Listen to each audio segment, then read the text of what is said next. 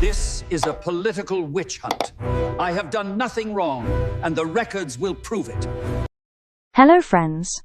Imagine a 7-story townhouse in Manhattan, New York City. Elegant, exclusive, almost invisible among the homes of the ultra-wealthy.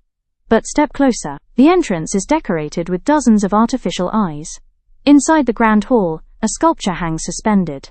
A bride, frozen mid-air on a rope. In the office, a taxidermied tiger sits in silence. On a nearby shelf, a first edition of Lolita. It feels like a scene from a psychological thriller. But this was not fiction. This was Jeffrey Epstein's Manhattan mansion. For years, some of the world's most powerful individuals, politicians, billionaires, royalty, academics, were reported to have visited properties associated with Epstein. They met, they dined, they conversed.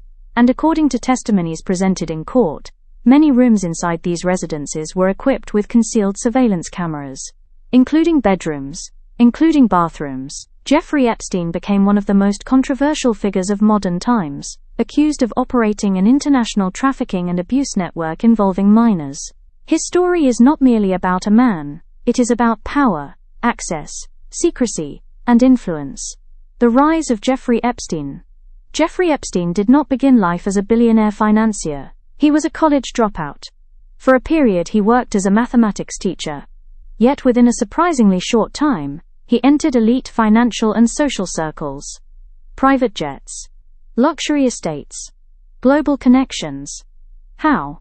One central figure frequently associated with Epstein's rise is Leslie Wexner, founder of L Brands. In the 1980s, Wexner hired Epstein as his financial advisor. What began as a professional engagement evolved into an unusually close association. Wexner granted Epstein power of attorney, giving him extraordinary financial authority.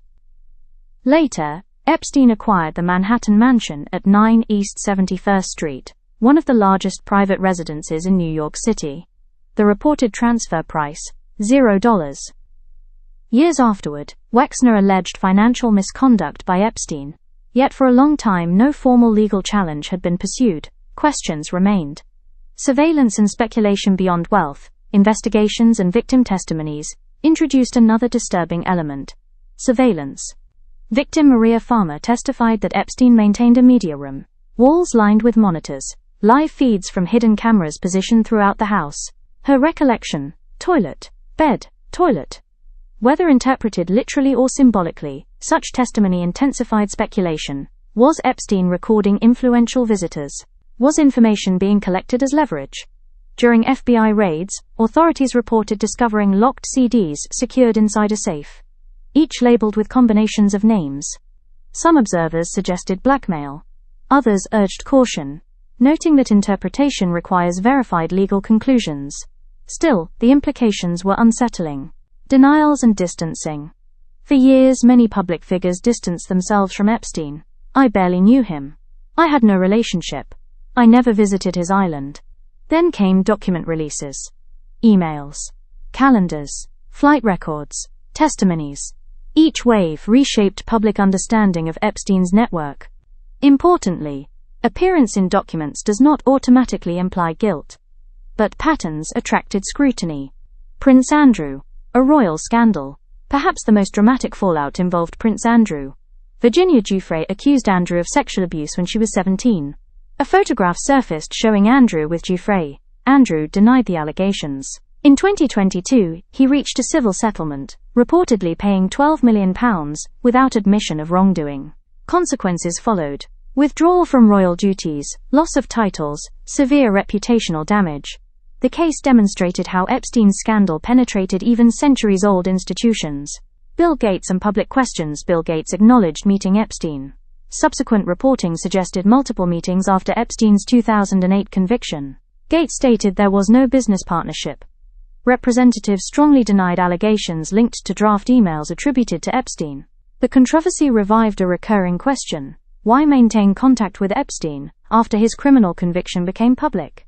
Global Connections released materials indicated Epstein's reach extended far beyond the United States. Names from politics, diplomacy, academia, and business across countries appeared. Some meetings confirmed, some references indirect. some claims disputed. Each disclosure sparked debate over interpretation versus evidence. Narendra Modi, mention versus reality. Certain emails referenced world leaders, including Narendra Modi. However, Modi did not appear via direct communication with Epstein. Government representatives dismissed the references as baseless remarks. This distinction is critical. Mention does not equal involvement. Donald Trump and Epstein. Donald Trump's name appears extensively in Epstein-related records. Trump has stated he distanced himself from Epstein years earlier. Allegations collected in FBI tips remain unproven claims, not judicial findings. Officials described many accusations as unverified or politically driven, yet the volume of references sustained public curiosity. Unexpected names across sectors. Files referenced individuals from diverse domains. Former prime ministers, diplomats, tech leaders, academics, business magnates. Some links minimal, some substantial, some ambiguous. The broader pattern remained consistent. Epstein moved within elite circles. Power through access. What made Epstein influential? Money mattered. But perhaps more powerful, access. He offered introductions, connections, opportunities. And according to allegations, he leveraged relationships strategically. Deaths and doubt. Epstein died in jail in 2019. Official ruling, suicide. Yet public skepticism persists. Other individuals connected to the scandal also died under controversial circumstances, including Jean-Luc Brunel. These events fueled speculation, though definitive conclusions remain debated. The unfinished record. Millions of Epstein-related documents have been released. Many remain sealed, redacted, or unreleased. Each disclosure renews fundamental tensions: transparency versus privacy, allegation versus proof, influence versus accountability, the larger meaning.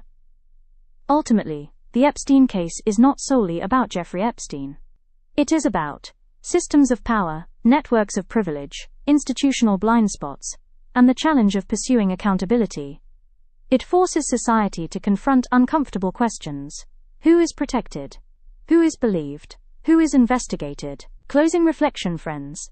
The Epstein story remains deeply unsettling because it touches wealth, politics, celebrity, and secrecy all at once. It reminds us, power does not erase scrutiny, reputation does not guarantee innocence, and truth often unfolds slowly, sometimes painfully.